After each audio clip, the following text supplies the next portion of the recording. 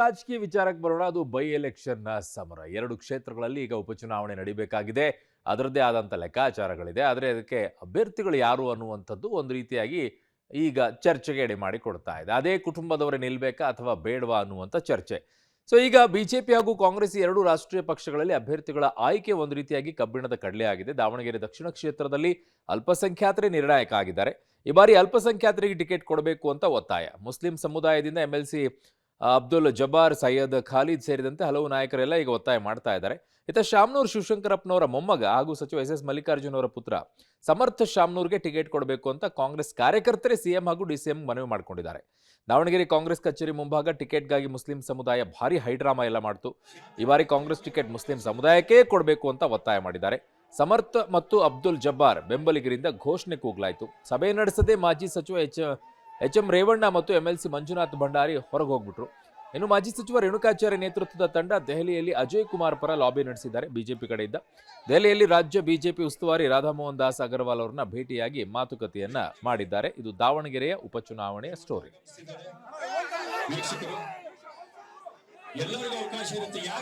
ಅಧ್ಯಕ್ಷರು ಈ ಚುನಾವಣೆಯ ಪ್ರಕ್ರಿಯೆ ಬಗ್ಗೆ ಒಂದು ಸಮಿತಿಯನ್ನು ರಚನೆ ಮಾಡಿದ್ದು, ಈ ಸಮಿತಿ ಈಗಾಗಲೇ ಬೆಂಗಳೂರಿನಲ್ಲಿ ಒಂದು ಸಭೆಯನ್ನು ಕರೆದು ಮತ್ತೊಂದು ಸಭೆಯನ್ನು ನಾವು ಬೆಂಗಳೂರಿನಲ್ಲಿ ಕರಿಬೇಕಾಗಿತ್ತು.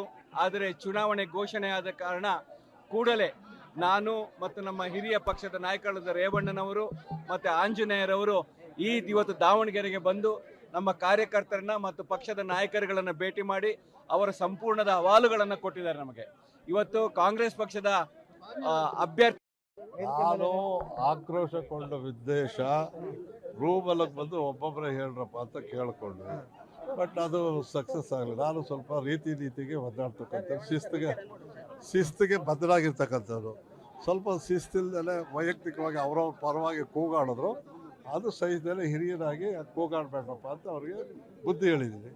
ನಮ್ಮ ಕಾರ್ಯಕರ್ತರು ಅವ್ರಿಗೆ ಬುದ್ಧಿ ಹೇಳೋದು ಅದೇನು ಆಕ್ರೋಶ ಅಲ್ಲ. ಇದು ದಾವಣಗೆರೆ ದಕ್ಷಿಣ ಕ್ಷೇತ್ರದ ಕಥೆ. ಆದರೆ ಇನ್ನು ಬಾಗಲಕೋಟೆಯಲ್ಲೂ ಕೂಡ ಬೈ ಎಲೆಕ್ಷನ್ ಬಿಸಿ ಜೋರಾಗಿದೆ. ದಿವಂಗತ ಎಚ್.ವೈ. ಮೇಟಿ ಅವರ ಕಿರಿಯ ಮಗಳಾಗಿರುವ ಮಹಾದೇವಿ ಮೇಟಿ ನಾನು ಕೂಡ ಕಣಕ್ಕಿಳಿಯಲಿದ್ದೇನೆ ಎನ್ನುವ ಹೇಳಿಕೆಯನ್ನ ಮೇಟಿ ಕುಟುಂಬದಲ್ಲಿ ಕಲಹ ಶುರುವಾಗಂತೆ ಮಾಡಿಬಿಟ್ಟಿದೆ. ಈಗಾಗಲೇ ಕಾಂಗ್ರೆಸ್ ಪಕ್ಷದಲ್ಲಿ ಮೇಟಿ ಅವರ ಕುಟುಂಬದ ಇಬ್ಬರು ಸುಪುತ್ರರಾದಂಥ ಮಲ್ಲಿಕಾರ್ಜುನ್ ಮೇಟಿ, ಉಮೇಶ್ ಮೇಟಿ ನಾವು ಕೂಡ ಸ್ಪರ್ಧಾ ಆಕಾಂಕ್ಷಿ ಅಂತ ಹೇಳಿದ್ದಾರೆ. ಆದರೆ ಬಾಗಲಕೋಟೆ ವಿಧಾನಸಭಾ ಕ್ಷೇತ್ರದ ಗ್ರಾಮೀಣ ಭಾಗದ ಕೆಲ ಕೈ ಕಾರ್ಯಕರ್ತರು ಉಮೇಶ್ ಮೇಟಿ ಅವರಿಗೆ ಟಿಕೆಟ್ ಕೊಡಿ ಅಂತ ಜಾಲತಾಣದಲ್ಲಿ ಪೋಸ್ಟ್ ಹಾಕುವ ಮೂಲಕ ವರಿಷ್ಠರ ಗಮನ ಸೆಳೆಯೋಕೆ ನೋಡಿದ್ದಾರೆ. ಇನ್ನು ಕೆಲ ಕಾರ್ಯಕರ್ತರು ದಿವಂಗತ ಮೇಟಿ ಅವರ ಹಿರಿಯ ಮಗ ಮಲ್ಲಿಕಾರ್ಜುನ್ ಮೇಟಿ ಅವರಿಗೆ ಟಿಕೆಟ್ ಕೊಟ್ಟರೆ ಫೈಟ್ ಆಗುತ್ತೆ ಅಂತ ಅಭಿಪ್ರಾಯ ವ್ಯಕ್ತಪಡಿಸಿದ್ದಾರೆ. ಈ ಮಧ್ಯೆ ಮೇಟಿ ಅವರ ಕಿರಿ ಮಗಳಾದ ಮಹಾದೇವಿ ಮೇಟಿ ನಾನು ಸ್ಪರ್ಧೆಗೆ ರೆಡಿ ಅಂತಿದ್ದಾರೆ. ನಾಳೆ ಏನು ಮುಖ್ಯಮಂತ್ರಿಗಳು ಕೂಡ ಕರೆದಿದ್ದಾರೆ. ಅವರೇನಾದರೂ ನಮ್ಗೆ ಕೊಡದೇ ಇದ್ರೆ ನಾನು ಬಂಡಾಯ ಹೇಳ್ತೀನಿ ಅಂತಾನೂ ಹೇಳಿದ್ದಾರೆ.